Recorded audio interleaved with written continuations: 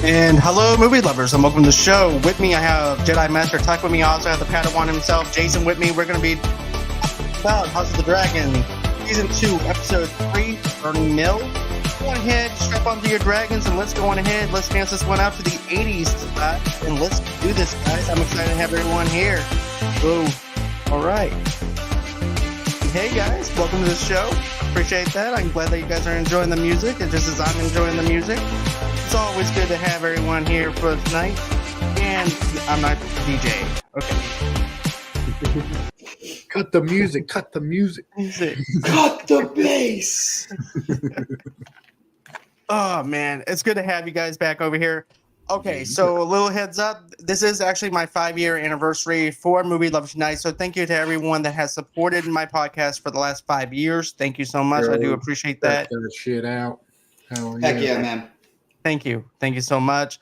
Thank you for the love and support from everyone. We do. Rusty and I both appreciate that so much. Another thing, too, is Nick is not going to be here tonight or anything. He's actually getting wasted on 4th of July, just as you should be to celebrate independence.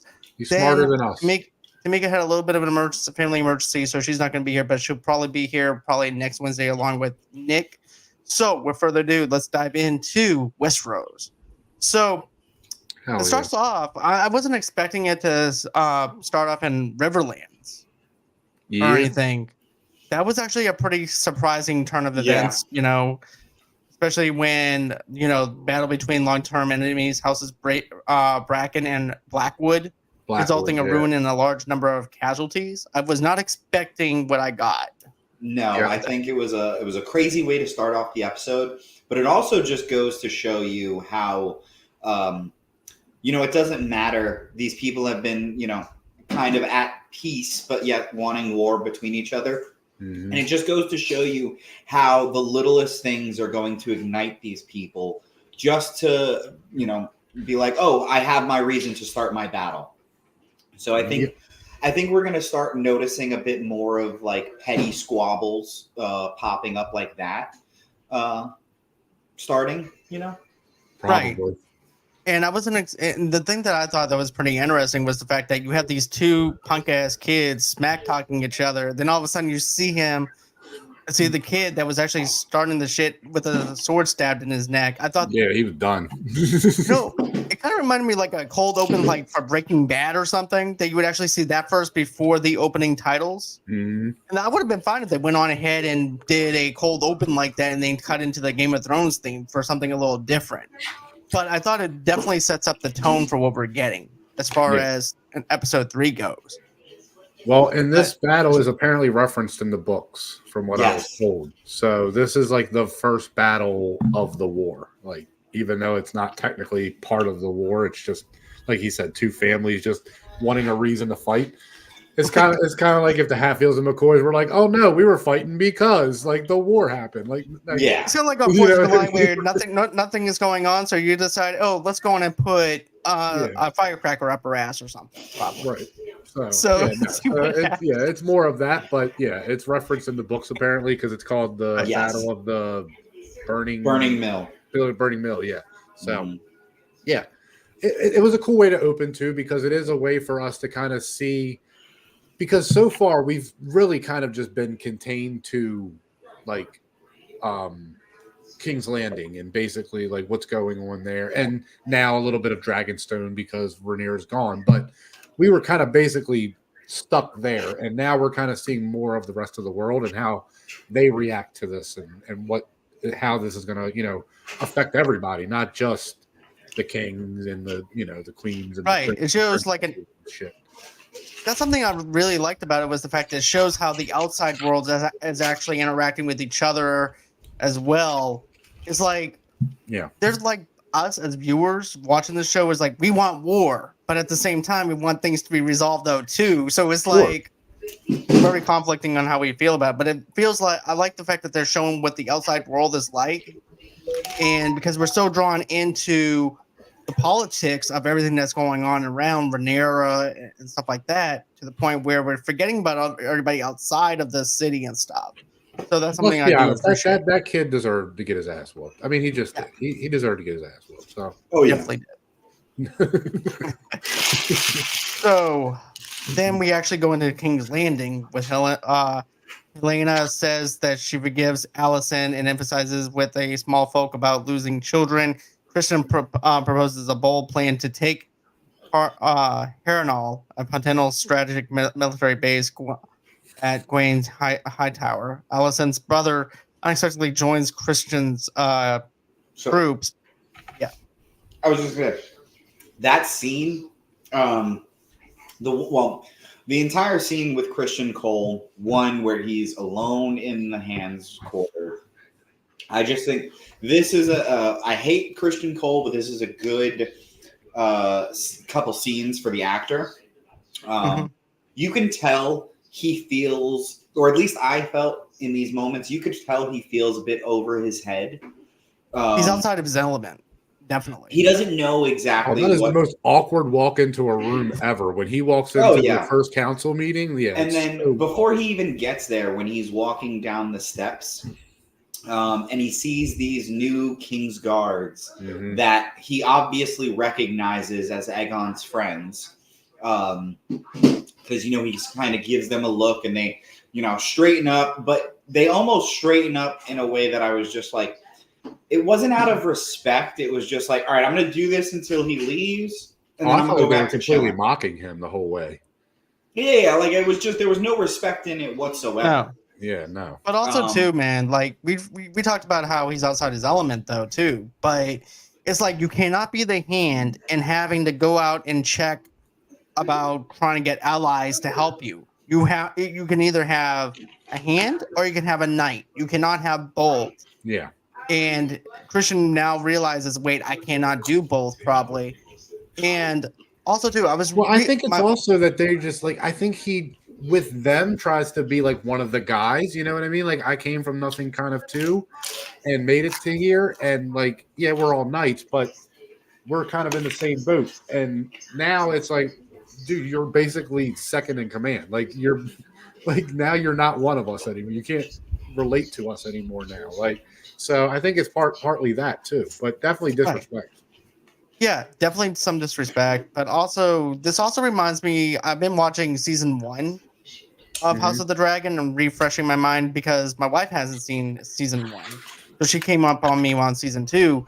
So we were watching it. So so the thing that I found interesting was how Otto winds up not being the Hand anymore, and that was actually one of the things that got Westeros basically dethroned, getting whacked.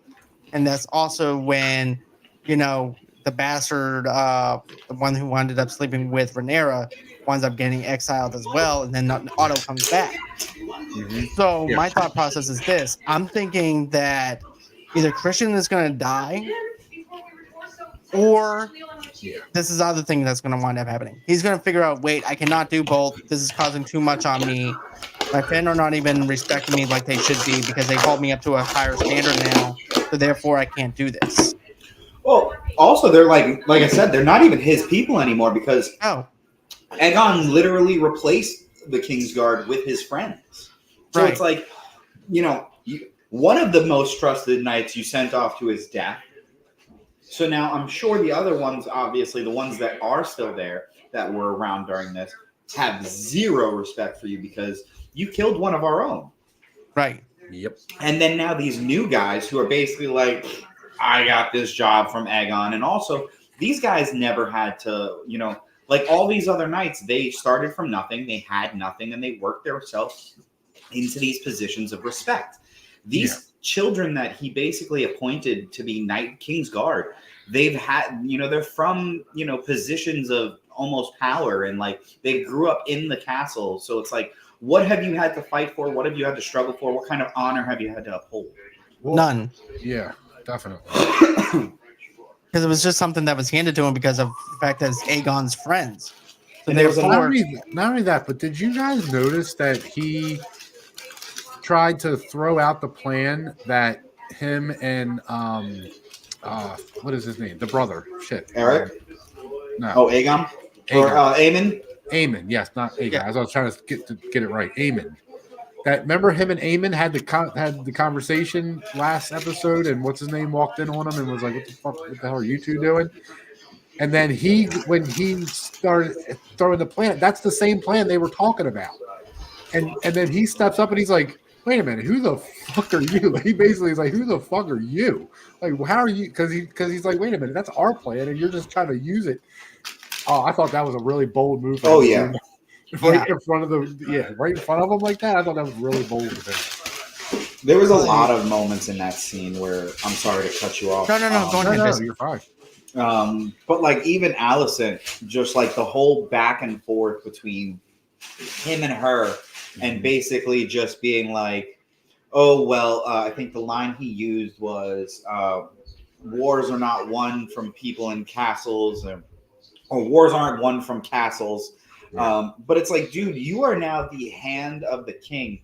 You have more value to yourself in the room with him, supposedly, than on a battlefield. You're not supposed to be, leading these attacks or leading these, assaults. You're supposed to be in King's Landing with the king, trying to guide him and be the hand that you need to be.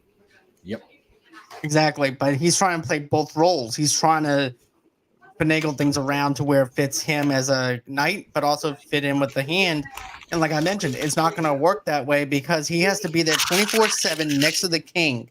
He appointed you that role for a reason. And you cannot be on both sides of the fence. Either you're going to be the hand or you're going to be the knight. You cannot be both. Yep. But I do like the other thing too with Alicent, where basically, she's trying to get this thing in order, and it's like nobody's listening to her. And then you also have these basically, if you think about it though, this is like a bachelor episode where his friends are taking Aegon out out on a town. Well, you're talking about the where they go out that night. When they go out. Oh well, they're taking out not Aegon. They're taking out one of the dude's squires. It's one of his friend's squires. Is like he's finally he's never been like with a woman and shit. And he's never been with a woman, so they're like taking him to the whorehouse. Yeah. That moment when he walks in on his brother again. So I was gonna say, I love that you brought up, because the whole situation, I think this is going. Excuse me, sorry. This episode is going to, I think, put a bit of a wedge between Aemon and the rest of them.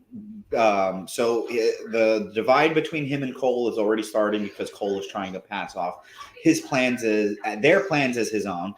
And then this whole scene where Aemon or Aegon just comes in and just kind of belittles his brother and makes fun of him for just, being loyal to the whore, I guess. But you like what you like, okay? It's like this was his first one, and you decided that you just want to just keep on banging her. Dude. But I would have freaking killed him right then and there. I know he's the king, and I know, but there's no way, dude. There's no way he's walking in on me like that, and just no. There's no way I'm killing him immediately. And plus, dude, it's so crazy because he does not hold back either. He lays into him, in my opinion. Oh shit! We did. We spoke his name 3 times, and he has appeared. I didn't hear you guys speak my name 3 times. I did hear somebody eat extremely loudly with a loud noise in the background, and I'm like, what are we? What kind of a show are we running here? When one of our experts is like, what I really thought. Oh my god! Just because you eat them, you'll never be me. All right, that's fine. Keep trying. There's only one. I will absorb your essence through one way. Yeah. Anyways, What are we got? What are we talking about? You guys were just. We're talking about when they went to the whorehouse. Oh, okay. All right. I want to go back to Hand of the King, who is also a Lord Commander of the Kingsguard. Can I talk about that real quick? Yeah, absolutely, man. I'd love to talk more about that. History here. There is a Hand of the King named Rhaenyra Redwine. Please just eat your tacos. Hurry up. I can't think in here. Crinkling. There you go. That works too. All right. So Rhaenyra Redwine is considered one of the best lower commanders of the Kingsguard of all time. So not a crappy little crispy Cole, right? Like, I mean, I'm talking about a real lower commander. I'm talking about a Barristan, a Gerald Hightower, right? Like real homeboy. He was Lord Commander of the Kingsguard for Old King Jaehaerys I, who ruled until he was, I want to say 60, 68 or something. But he ruled for a really long time, right? Longest ruling of all time. Ryan Redwine was the made hand of the king a year before Baelon Targaryen, his third son technically, but his second one that came to adulthood. And then later, after Baelon died from a burst belly, then Otto Hightower becomes hand of the king, right? So that's what we're talking about for timeline. Ryan Redwine is technically in like one scene in the first episode of House of Dragon. He's a really old man knight that you meet like once. Anyways, he is considered one of the worst hands of the king of all time, even though he was a really good Lord Commander, right? So there's this precedent that we see of really good hands, or I mean, really good Lord Commanders and really good Kingsguard make awful hands. And that's something that I believe was in Fire and Blood Volume 1, when you first read it, to set you up for when Cole comes over, when you know as soon as Cole gets the hand of the king thing, you're like, oh, he's gonna suck. And that also goes into the normal series because Barristan Selmy becomes Lord Commander of the Queen's Guard and Hand of the Queen for Daenerys in the books. But yeah, I just wanted to bring that up because I find that really interesting history of us showing a precedent of just because you are a good knight, and that's exactly what you guys were saying. I just wanted to show the facts and back it up. Right. Doesn't make you a good hand. Those are two separate, skill sets. Yeah, exactly. For sure. Yeah, I just wanted to say in a really nerdy way. So then, you guys talked about his first day. He comes in and he kind of sucks because he kind of sits next to him. It's kind of like shut up, the adults are talking when he gets there, even though he's supposed to be the hand, and there's no respect. All the new Kingsguard too, who are named without him, which is just kind of insane, right? Like, hey, here are your sworn brothers. They're my buddies. And the first thing one of them goes is, hey, you want to go break our sacred vow? Like, that's the first thing. Like, oh my God. I did think it was cool though, that Aegon kind of, he has a small moment where he's like, but those are your vows. Yeah. And he like questions them a little, and like they like kind of perk up. And I kind of wonder if he's going to lean into like actually being this king in some moments like that, where he's like, but then he actually, later on in the episode, we kind of see like he's not. But I was saying, like, in that moment, I was just like kind of like, okay, maybe he's not going to let these guys just do whatever the fuck they want. I was proud of him for that split second. And then he like smiled, and it was one of those, oh, I'm going to start laughing because the guy in charge is laughing moments. Which is that trope is always a thing. Like if you the boss says to the underling, like, "Oh, you're ugly," and then the underling's like, and then he's like, and then everybody laughs. Yeah. So to the brothel, I was surprised by the actual straight up porn. Me too. I was not expecting. I was gonna say, hold on. I was gonna say, you're surprised they have. I'm surprised there hasn't been more titties and fucking shit on the show. No, titties is one thing, but straight up fellatio. Yeah, shit happens. Whoa. On HBO, I mean, the closest we ever got is when Mayor Royce was getting one from his secretary in The Wire, and you don't even see that long. I know. I paused and rewound that scene. It seems awesome. So yeah, and then I feel extremely bad for Aemon One Eye here because he's a piece of shit. But as we saw last episode, their whole family has this inability to show love and affection because multiple reasons. Alicent never learned it from her dad, and then Viserys, as much as a pimp he was, at sometimes he devilly treated his kids with Alicent as like, and the rest, like, quick, save Rhaenyra and the rest, like Maggie from Simpsons. It's a really big reference, but out of there. But yeah, so it's sad that none of them are able to get familiar love. and we find out last episode that Aegon's able to get motherly love. So Aemon's able to get motherly love from a sex worker, and that's the closest thing he can get to actual affection. And how he's like actually being coddled by her, and how he's like laying in the fetal position. Right. And this kind of a really beautiful moment of this dude is actually needing affection, and then how he is made fun of for it, and then is forced to like, no, she's just nothing, and then walks away. Like, I actually felt for the one-eyed psycho there. I did too, because it shows vulnerability for the very first time with someone that he's trying to show affection for, but also trying to be someone that's trying to be there for him, and he doesn't even sleep with her. He just wants a motherly love of someone there just to listen to him, and that's all he wants. And then here comes his ball-bag brother, who just wants to go on ahead and just insult him, embarrass him. Everything goes, okay, well, you know what? I'm just going to go fuck off then. And you go on ahead and do whatever you want to do, because I know I'm just going to hang dong like a madman. What's up? Dude, yeah. No. The bad thing is I actually paused that scene when my wife and yeah, it was an accident though, because my wife and I were watching it in the kitchen, and then she had to do something, so I paused it, and it happened to be that scene. just Aemon hanging dong, and you're like, whoa. I was not expecting it. It was just like all of a sudden it was just there. Hey, look, he was not ashamed. He got up and stood up proudly in that movie. The bad thing is I had to actually hit the play button on his.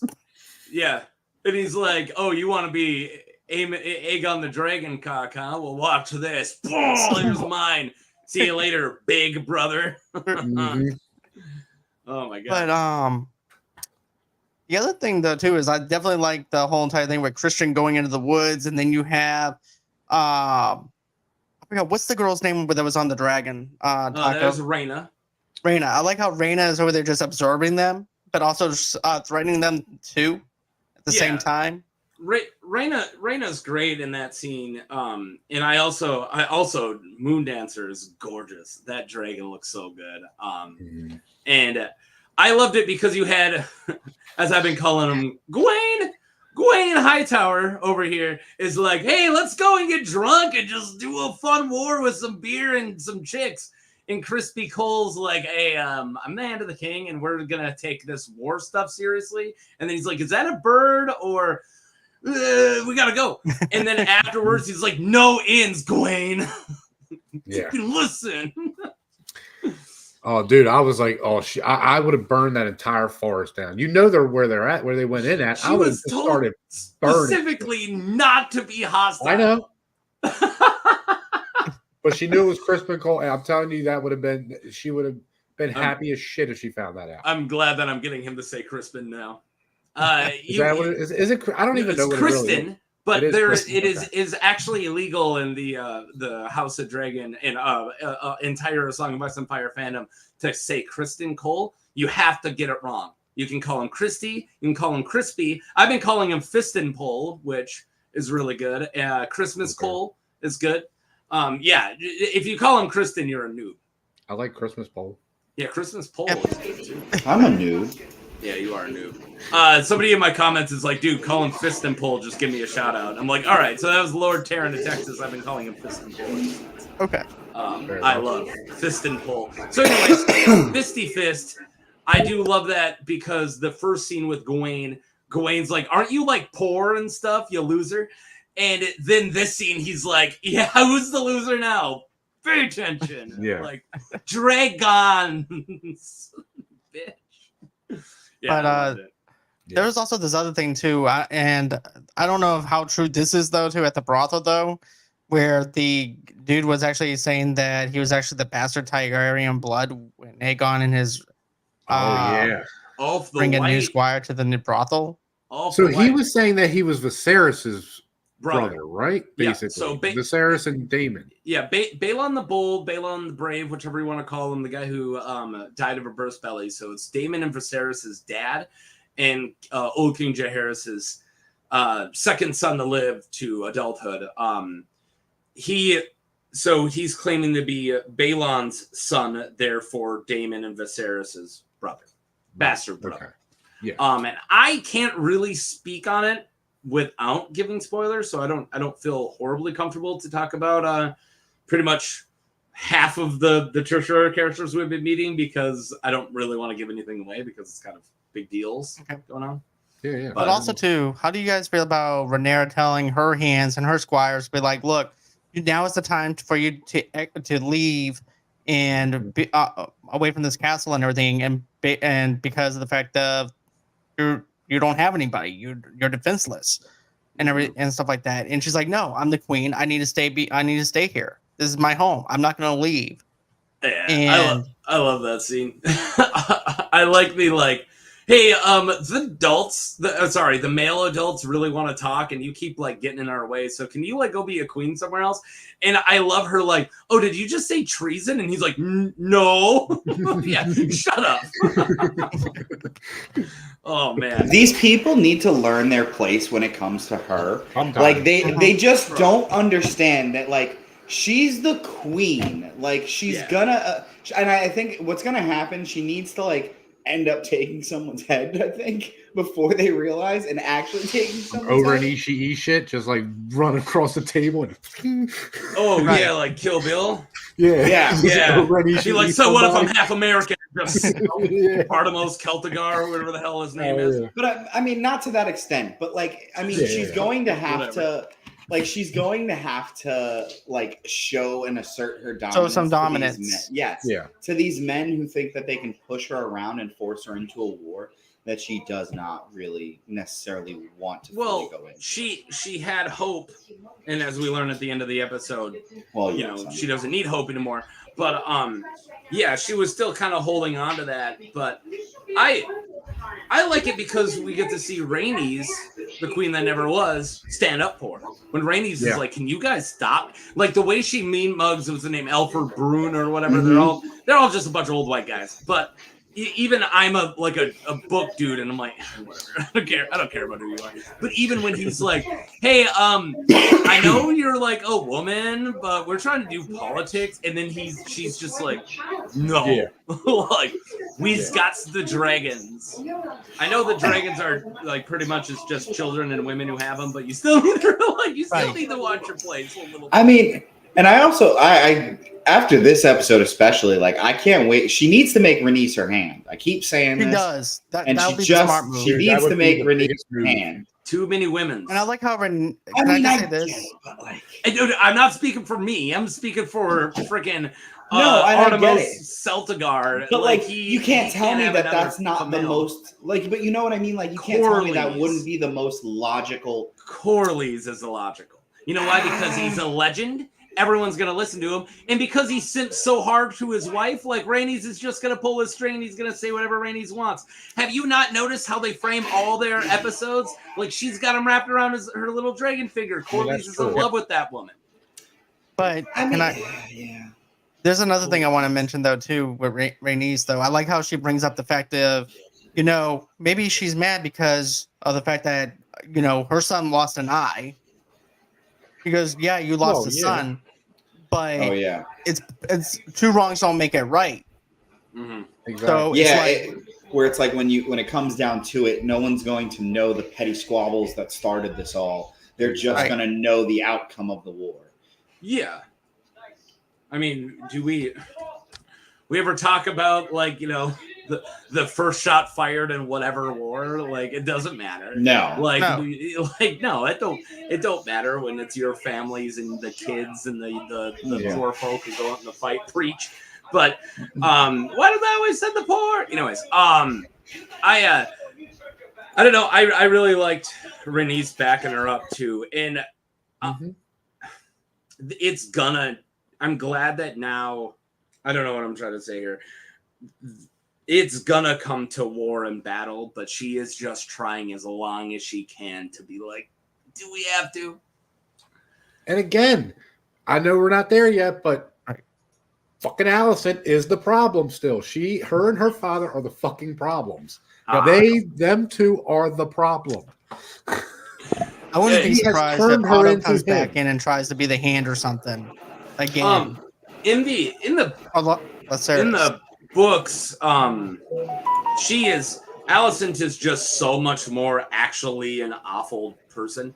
So it's kind of interesting that they're trying to, and also Rhaenyra's way more rough. Like Rhaenyra already fed a bunch of people to her dragon at this point in the story, in the books. Like, but I think it's great that they're trying to make Rhaenyra a lot more relatable and Alicent like a little relatable. But at a certain point, the Dance of the Dragons has to start. And yeah, you're gonna need somebody to say, "F it, I'm murdering folk," and it's got to be one of them. Like, it's not even that. It's again, Rhaenyra's trying to fucking talk to her, and she just won't fucking listen. Blood and cheese happened. Well, I mean, that scene between them, like Alicent and Rhaenyra, like that scene I thought was really well done, but also I think the moment, this is where I think Alicent's going to start to go crazy, because she realizes what Rhaenyra is saying is true. Yes. She understands, and she just will not admit it. And I think the fact that she is such an honor-bound character, like don't get me wrong, she's been very dicey, but like she's always thought she was right in what she was doing. And I think this moment is when she's going to realize, like, holy shit, what the fuck have I done, and what have I started? But what she says at the end is right. It is too late. Well, 100%. But also, but so what? She even goes like, okay, so I misunderstood the dying old man.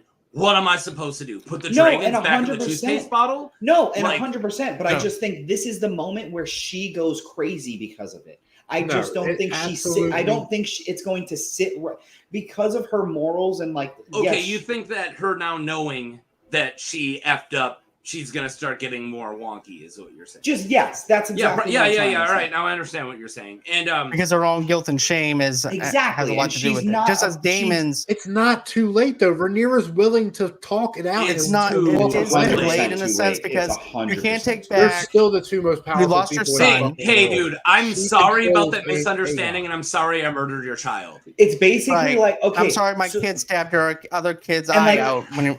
You're gonna kill those two could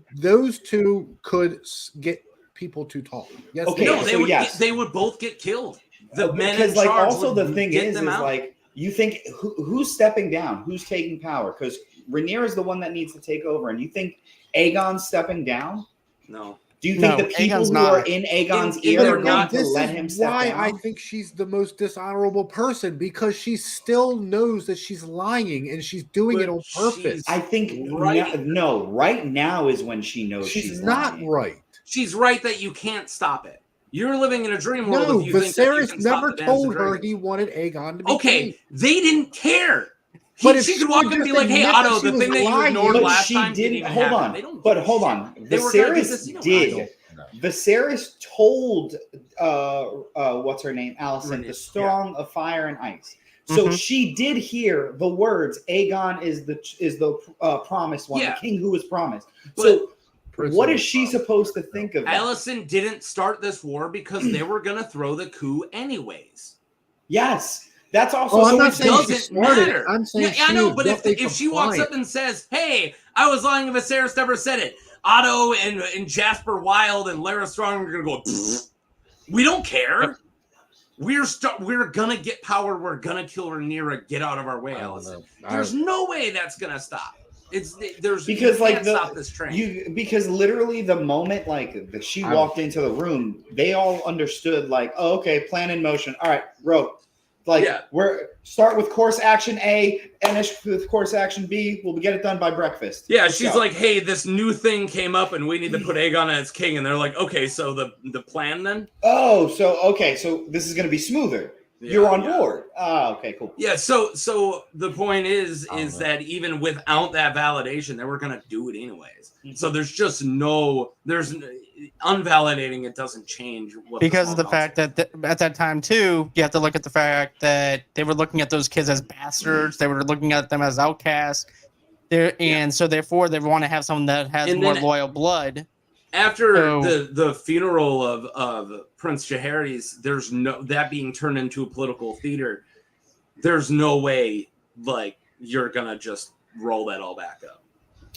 Oh, so I got a question, guys. Taco, you might be able to help me out with this one. Maybe. So, Helena apologizes. Oh, I loved it. What is that for? I'm trying so hard to understand. Helena doesn't apologize. She forgives her. She forgives her. And what is it like? What does she forgive? Like, for being the shittiest fucking mob on this side of the Blackwater. That's really what it is. Okay. Yeah. I'm just She's like, hey, you made me use my child's funeral as political theater, but I forgive you. Yep. Okay. Yeah, and I love Helena because of the way that Helena's actually probably one of my favorite characters. I think she is mine too, just because also the thoughts I have about her being a warg. Well, she's not a warg. It's Dragon Dreams. It's not warg. She doesn't warg into animals. She sees the future in her dreams. It's blood. It's fire magic, not cold magic.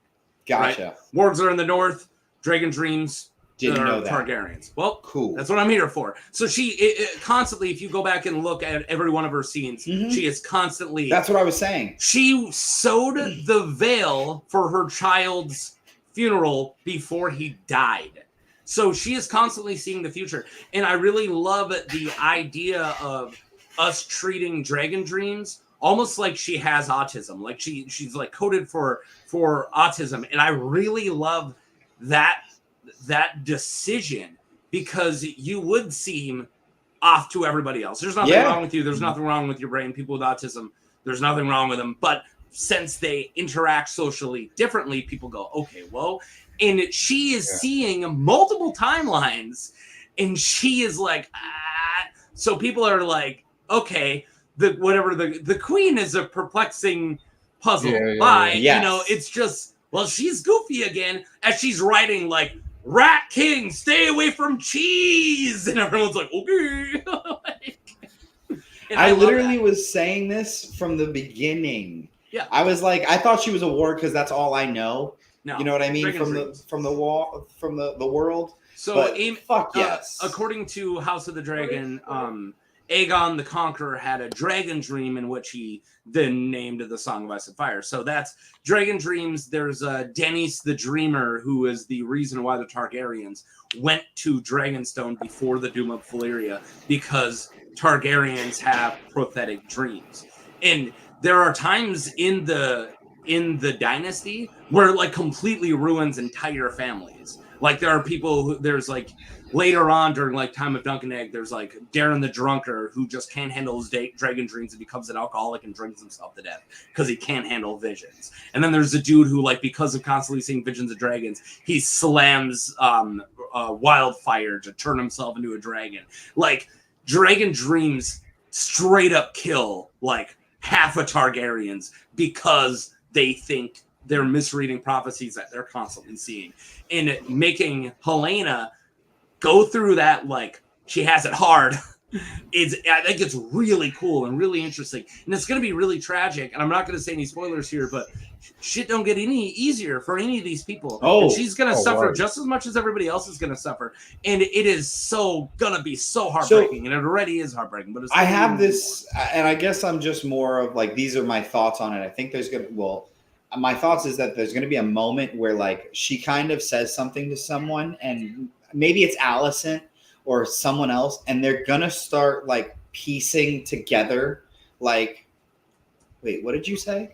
Yeah. And, like, it's going to, like, something's going to sink in and, like, be like, holy shit, how did you know about that, like, situation? You know what I mean? Yeah. And I think, I think that we're going to find something out, and it's just going to come to, and like, I think that's the moment where, like, her character really expands and, like, well, I think it will be too little too late. I mean, yeah, obviously. What do you think about, like, Lucerys just being the whisperer, and maybe he might actually find something? Larry's? Yeah. Larry. Yeah, that's you what said Lucerys. Yeah. Sorry, I mean, let me make remembering Larry's name really easy. He's Varys and Littlefinger. Larry's. Okay. Okay. There you go. That's how I remember Larry's. Okay. Him whispering into Aegon's ear like Larry's the worm tongue. Yeah. Mm-hmm. Yeah.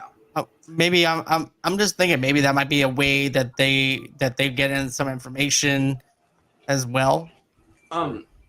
So there is a huge, now back to wargs, there's a huge theory in the fandom, mostly from Joe Magician, called the Rat King. It's becoming known as the Rat King theory, but it is Larry Strong wargs through rats.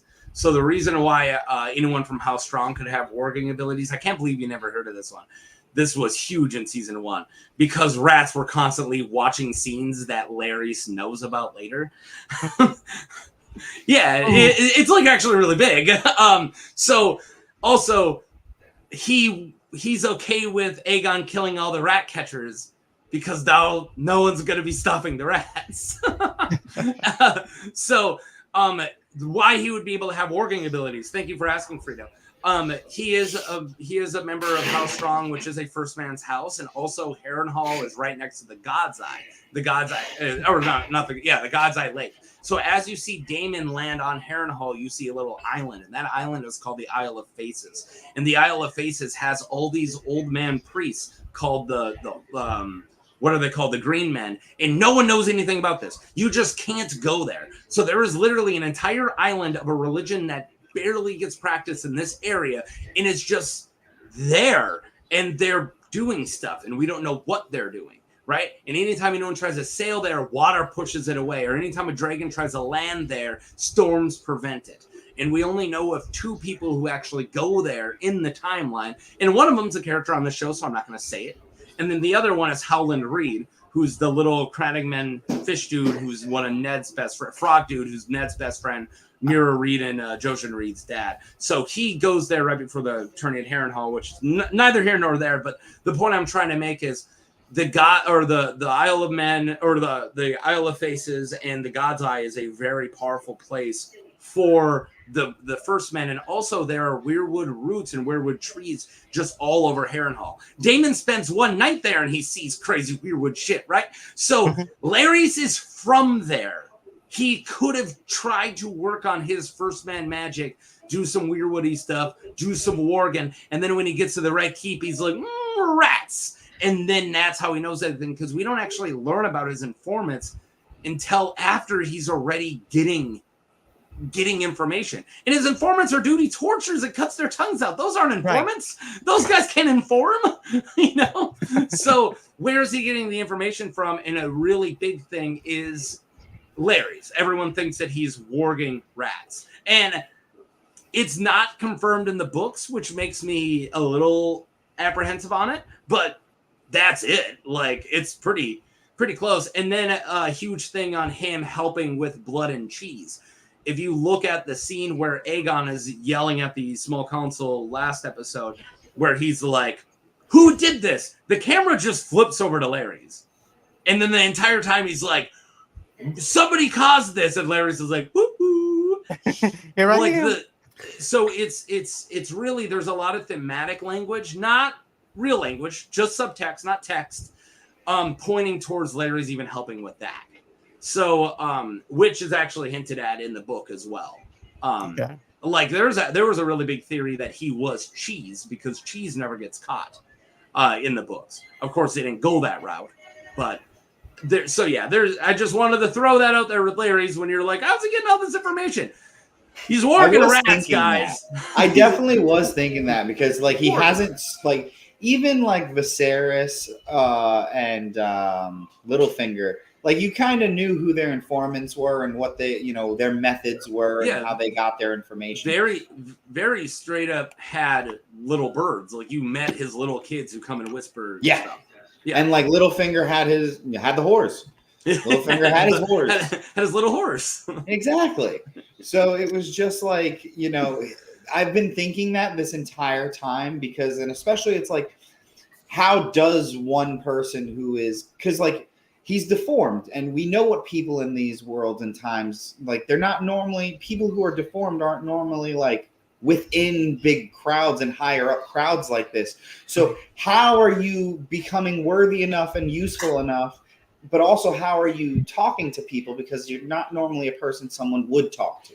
Well, in season 1, we do see how he gets information besides the rats because he just sits and listens. Because no one cares about him. He's not a warrior. He's not he later becomes a lord. But he's not important. So, like, during the big hunt episode, where they all go out hunting and Rhaenyra bangs a boar or whatever happens out there, right? So he's like, all the like cackling hens start cackling, and he goes, I'm just gonna sit here. And he just gets all the gossip, and he's like, this guy's sleeping with her, and thank you. So, but that helps you so much. How do you get the real dirt? You know, you only got the 2 ears. Yep. But if you work the rats, you got 1,000 ears, yo. That's so insane. That's awesome. I like that. It's not for sure. That's just a fan theory. Listen, I've gone on less. But all in all, I thought this episode was really good. I really liked the way that they shaped these 3 episodes. I think that this season's really getting good. But yeah, I think that's everything that I want. But okay, Jason, what you got? I'm sorry. Just one more thing that I like. I think this is a great episode. The dumbest scene in this entire episode is 100% them going through the open field.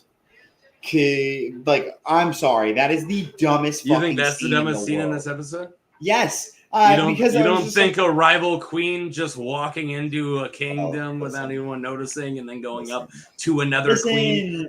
Listen. Dude, sometimes I just like, you know what? I get really mad at the president. So sometimes I just walk up to him and I'm like, hey, president, let's talk. But listen, we know that it's the only time the Kingsguard's not there. She's doing her little prayers, and it's nuns. It looked like a spoof movie for a minute. It reminded me of something that you would see like well, I thought it was dumb because they were serpentining? No, not even serpentining. Because people don't know what that means. And remember Rickon? It still hasn't been invented yet. Yeah. Like running in a straight line is the only way they know how to do it. Yes, exactly. No one's like, dude, turn. I think it's the stupidest thing because like you can't tell me like these areas have been being patrolled. So no one like you didn't do a scout mission or nothing. You didn't know that this area was patrolled whatsoever. Like by a dragon, you mean? Yes. She was flying up in the clouds, white boy. Right. Yes, but I'm saying that's the whole point. Is she was supposed to be hidden. She's a tiny little dragon, way up there. But I'm how saying, many dragons like, have you seen? Tell me because they're really high up there. God damn it! White boy. I like that logic. I like that logic. Sorry for calling you white boy. It's the only. Oh, it's I'm Puerto Rican. I still don't take offense. I know. Yeah. I know. But no. Yeah, I just thought it was so stupid because I'm just like, why would you? There's no way they would know there's a dragon out. Gawain was like, let's go get drunk. He didn't even know there was a war. And he's in charge of the war. Right. And I also hate how they turned that character. I wanted this character to be someone to put Cole in his place, and they instantly healed that and made him his bitch. I loved Gawain. He's like, they made him. No, I loved it right away because he's like, aren't you poor and Dornish? And he's like, I'm banging your sister. Sorry, what'd you say, Gawain? He's like, dude, I have the upper hand. I'm banging your sister. But it's and she's like, the queen. Oh, and I took your dad's job. Bitch. I metaphorically effed your dad, and I non-metaphorically effed your sister. Say what? Talk shit. Did we talk about Harrenhal? No. We can. So Simon Strong, best character? Hashtag best character in the entire show? I do love the way he was just like, yeah, no, it's yours. Take the biggest council in the realm. I'll get out of my room. My steak's getting fucking cold. I'll get out of my room. You can have that. Let me just finish up this meal. Mac and cheese, bro. And the way he was just talking about Lucerys and was just like, Lucerys. Larry's. I'm sorry, Larry's. And you called Viserys. Yeah, I'm sorry. There's too many names. Are these names too complicated? There's a lot of names. Yes, they are. Rhaenys, Rhaenyra, Aemond. No. But yes. So like, I just thought that was a great scene, and then like him like having the fly, like crazy vision moments, and then my thing is that's what I'm here for. Yeah, what is that one? Because instantly I was like, oh, that one chick reminds me of the Red Witch. Yeah, just shut up, man. Let me explain. No, because you just brought up the next fan theory I'm going to bring up. Yeah. So this is I'm just fucking on top of this. This is Alice Rivers. So before you guys try to call her something else later, it's Alys, Alice Rivers. Somebody's going to call her Alicent Rivers, and I'm going to leave. So Alice Rivers is either a bastard daughter of Lionel Strong, or she was way older and actually wet nurse for Lionel Strong. She's just she's a bastard from House Strong, and she's been there for a while or for a really long while. So then, according to the actress, she just drops in an interview, yeah, my character's 400 plus years old. So it's like, what? Alice Rivers is not 400 plus years old. So now everyone's going, so they made her Melisandre, right? I don't like that because Melisandre doesn't know anything about Westeros and is not familiar with Westerosi customs. She didn't grow up in Harrenhal. She grew up in a shire. But, you know, if Dan and Dave can mess up Game of Thrones as hard as they can, if Daenerys can forget about the Iron Fleet, then I guess that Alice Rivers can be Melisandre. I don't like it, though. I want Alice Rivers to be Alice Rivers. And she is easily... my video I made for this that came out yesterday, the thumbnail is Alice Rivers, like, because I am pumped for it. Definitely didn't want her to be the same character. I definitely just thought it was probably... I thought it was like similar entity. It's definitely similar, but she's old gods and not R'hllor. But she is very old godsy. Okay. Yeah, and I'm pumped. Pumped, dude. Yeah. Anytime, like, you can't tell how old she is, she's been at the castle for a long time. Any, like, old man, but she's bangable. Like, let's go, you know? The way, and it was just crazy the way, because, like, just from the way she was introduced, she didn't bow to Daemon and didn't, like, even care about him. Like, it was just, like, the best thing ever, and he was just like, oh, okay, we're gonna fuck. Like, that was the... You can't tell me that wasn't the look he gave her. Do you remember the words she said to him? It's actually my new pickup line. What is it? You're gonna die in this place. He still looked at her later on like... She's like, you're gonna die in this place. It's like, yeah, after I tap that. Yeah, literally. I'm not gonna spoil anything about Alice Rivers. Okay. You can speculate on her future. She's just sick. She's a great character, an old godsy, as I already said. But yeah, what do you think of Daemon just trying to get some shut-eye, runs into a ghost, runs into a weirwood vision, and then runs into a woods witch, like, you gotta die. Like, that's how you end an episode. Like, it wasn't even the ending of the episode, but that's how you should. Like, that's a needle drop. That's actually the way that I would actually end the episode, to be honest with you, because I thought right then and there it was going to end, but no, I was like, oh, wait, we have more. Yeah. I thought it was going to end there, but I do like actually how they ended it. If you want, I can remind you how they ended it. Okay, so Alicent says, hey, I'm not going to have peace, it's too late, and then she walks away. And then Rhaenyra looks into the fire, and it starts to rotate like the burning mill, right, that we see in the episode. And there's a needle drop, so she's staring at the fire, and then a song starts. And it goes, and then Firestarter from Prodigy starts playing. Do you guys remember that? Yeah.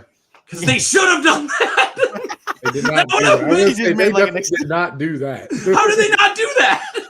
100%. Would you not have lost your shit if you just heard like, and you're like, and then the moment he started talking about looking into the fire, I was like, I am the fire starter, twisted fire starter, and it just goes into the credits. I would have fucking screamed. I would have like, yeah, let's go. That would have been epic. Oh my god. But yeah, there is also not to talk about a Song of Ice and Fire YouTubers and fan theories too much, but there's a guy who's been on my channel a couple times named Michael Talks About Stuff, and Michael talks about stuff, really awesome theory guy, like way out there theories.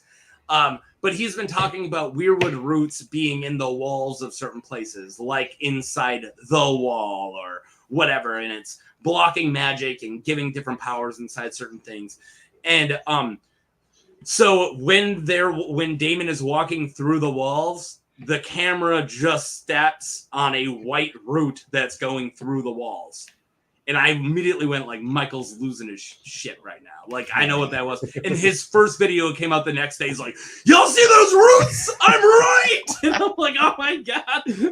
But he's on to something now because we saw those. And then Daemon didn't have to sleep on a weirwood stump. He didn't have to do anything. He was just in that room and he started old gods tripping really hard. You know, when you see a vision of like the teenage niece that you groomed just sewing on the head of the child that you murdered, that's some bad acid trip right there. Dude, yeah. Also, did anyone notice, and Haley, my girlfriend, just reminded me, the eggs that they gave to what's it called? What's her name? I'm not Daemon's son. No,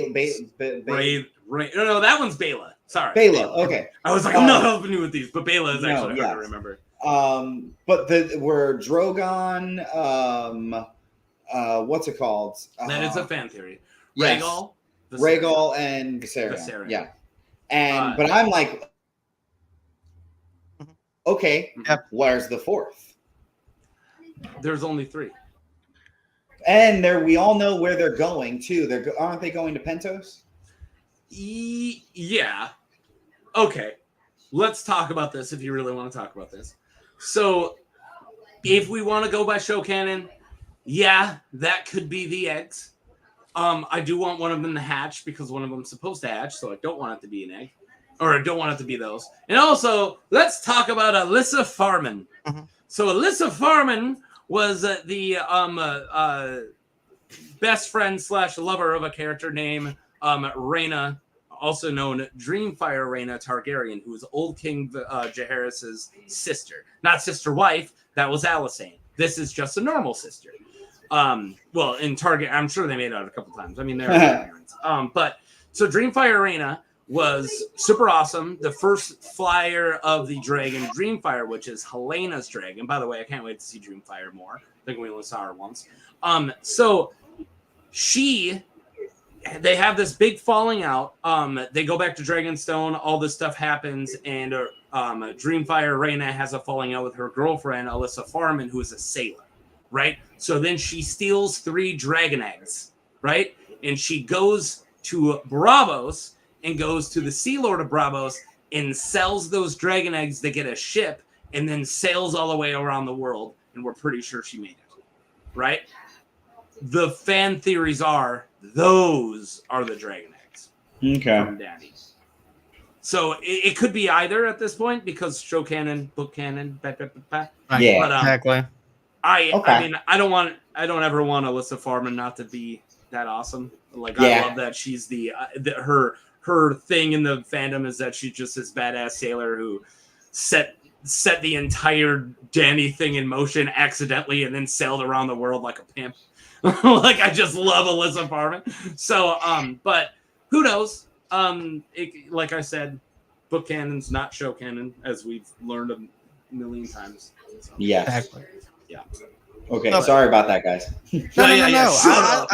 To be honest with you, that's why I haven't been talking, because I'm just geeked out over everything they talk about. I feel like I'm actually it's like I'm shooting from the Wikipedia hip. For me. So I'm over here shooting theories. You guys are like, so I have a fan theory, but I'm afraid to say it because I'm going to go, really, idiot?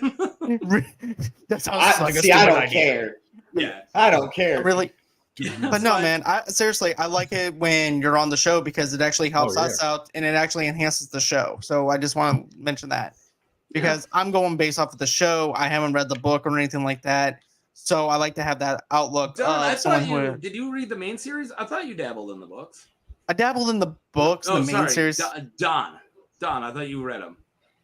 I have not listened to the books yet. No. Oh, not man, fully. Why I did I create that in my head? I started the Game of Thrones one, but I have not. I literally got maybe an hour or 2 into it, so not even close to. Yeah. Fire and Blood audiobook is really suggested for everybody, especially since Dance of Dragons is in like 6 chapters. You can probably kill it in a couple days. Last season, in between episode 1 and episode 2, I was like, oh man, I'm like starting to forget a lot of stuff. I literally listened to the entire audiobook of that entire book in between episode 1 and episode 2 last year. And I've almost did it this year, but I keep telling myself, no, you're sick, get help. So, but no, all in all, this was a great episode. So next Wednesday we're gonna be back again. Taco, I hope that you'd pop in again. I enjoy hearing what you have to say. Seriously, man. If I'm free, I want to do it, but at the same time, I don't want to disappoint. So that's why I've only been Irish helloing. I'm like, if I jump in, I jump in. We'll see. Right. That's why I put up the invite. If you're able to come, you're able to come. Yep. You're more than welcome to always pop in whenever you want. I like it. You're welcome. So that's going to be as far as this goes. Don, do you have anything going on your channel that you want to pitch or anything like that? Absolutely. Right now we have Geekdom Coliseum still going on, and we just did a D&D one-shot on the channel, guys. Part 1 came out, so check that out. Nice. Heck yeah. So what about for you, Jason? I know that you've been doing your gaming channel and stuff like that on Twitch. Do you want to go on ahead? I have been doing a lot of live streams on Twitch, and I got to say, I think I just started this week is a month. And I've gotten 31 followers awesome. In a month. So I'm really happy with Congratulations. that. That's awesome. Organic growth, trying to just keep up being, consistent, trying to play games that people want to see. I'm going to be working on trying to play some solo games to just pass some time and get some going. But come check me out if you're watching this. I'm going to go live in a little bit, actually. Woo! Heck yeah. What about for you, Taco? Anything going on? Well, I am currently literally uploading a video as we speak. I'm clicking buttons without hopefully no one noticing. For my Eric and Arik Cargill, what's the difference? Let's talk about the difference, where I bring up the difference between Eric and Arik from the show to the books. For people who don't know, I run a YouTube channel called Something to Talk About, which is actually mostly just a Song of Ice and Fire channel at this point. So if you are actually interested in learning more about the book lore, hey, there you go check it out. I've covered probably 100 characters at this point, probably more. Do one a week, and one character a week, and then Tuesdays and sometimes Fridays I do other shit too. So awesome. So guys, that's gonna be it, but here's the thing. I have a show coming up on Sunday. And I'm going to have Cindy Mish of the Art is Alive Film Festival. She's the producer of that. Her and her husband actually put together that film festival together. And they both winded up having stomach cancer. And her husband passed away a few years ago. And now she does it in the memory of for her husband. So I thought that was actually really sweet. So I'm going to be having her on the show at 8 o'clock Central Time, 9 o'clock Eastern Time for that. And that's going to take place on July 7th. On the 9th, I will have Soda on the show, and we are going to be doing our American Pie review. My Soda? Yeah. Soda Pop? Yeah, Soda Pop. I mean, he didn't ask permission, but I guess it's good. But yeah, I'm going to have Soda on here. We're going to talk about the 25th anniversary of the American Pie. We're going to go scene by scene, strip it away, do a nostalgic review of it, and then strip away the nostalgia and give you a rating on what we think of it after we stripped away the nostalgia of it. Then on July 10th, we actually have our True Lies 30th anniversary review. And then after that, I'll have actor Jake Jensen on from Challengers. And so I'll have him on the show talking about what it was like for being on Challengers and stuff like that. All the shows are going to be, of course, 8 o'clock Central Time, 9 o'clock Eastern Time. Our House of the Dragon reviews is going to start being at 8:30 Central Time, 9:30 Eastern Time. So I just want to give everybody a little bit of a heads up. If you guys want to catch our reviews, it's going to be 8:30 now Central Standard Time, 9:30 Eastern Time for House of the Dragon Season 2. Those reviews are going to be those, and it's going to be on Wednesdays. So that's going to be it as far as this goes. Thank you, Taco. Thank you, Jason. Yeah. Thank you, Don. For joining me, and always until next time, guys, have a great and safe night, and we'll catch you guys on the next one. Happy 4th. Yeah, Happy 4th. And by the way, this is my 5-year anniversary, so just want to bring that up of the podcast. So, guys, we're going to go on ahead, and we are going to be out.